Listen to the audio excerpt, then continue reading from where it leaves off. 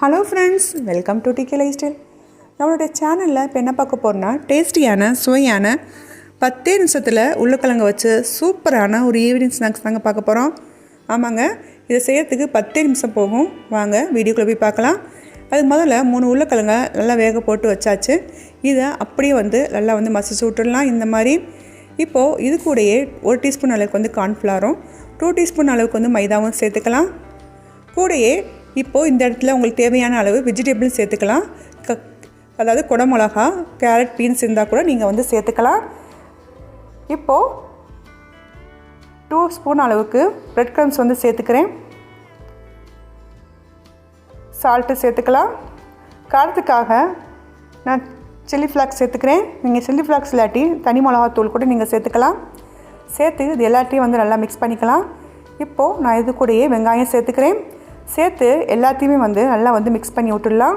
தண்ணி எதுவுமே சேர்க்கக்கூடாது. உருளைக்கிழங்கு நல்லா பிசைஞ்சு எடுத்துடலாம். பாருங்கள், இந்த அளவுக்கு நான் பிசைஞ்சு எடுத்துகிட்டு கையில் பாருங்கள் ஒட்டாது.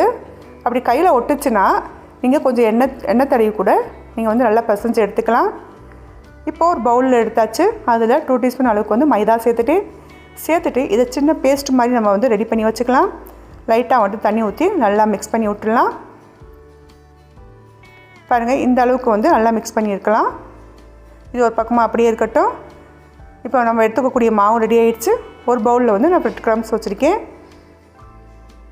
வாங்க இப்போ செய்ய ஆரம்பிச்சிடலாம்.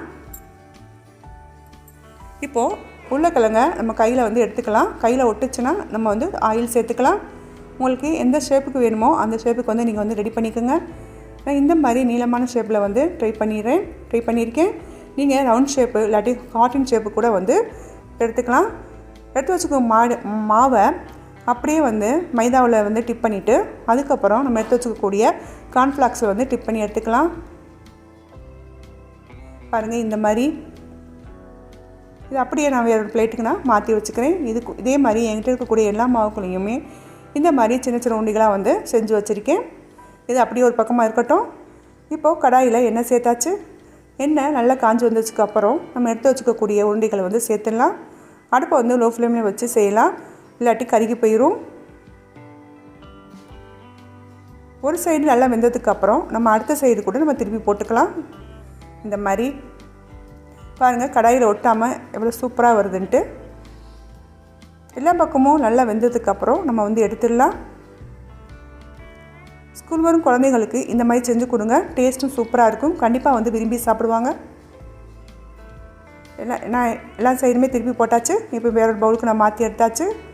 அவ்வளோதாங்க, டேஸ்டியான சுவையான 10 நிமிஷத்தில் செய்யக்கூடிய இந்த உருளைக்கிழங்கு ஸ்நாக்ஸை செஞ்சு பாருங்கள். குழந்தைங்களும் விரும்பி சாப்பிடுவாங்க. உங்கள் வீட்டில் உள்ள எல்லாத்துக்குமே ரொம்ப பிடிக்கும். ஓகே ஃப்ரெண்ட்ஸ், இந்த வீடியோ பிடிச்சிருந்துச்சுன்னா லைக் பண்ணுங்கள், கமெண்ட் பண்ணுங்கள், ஷேர் பண்ணுங்கள். மறக்காமல் நம்மளோட டிகே லைஃப் ஸ்டைலுக்கு சப்ஸ்கிரைப் பண்ணுங்கள். Thanks for watching.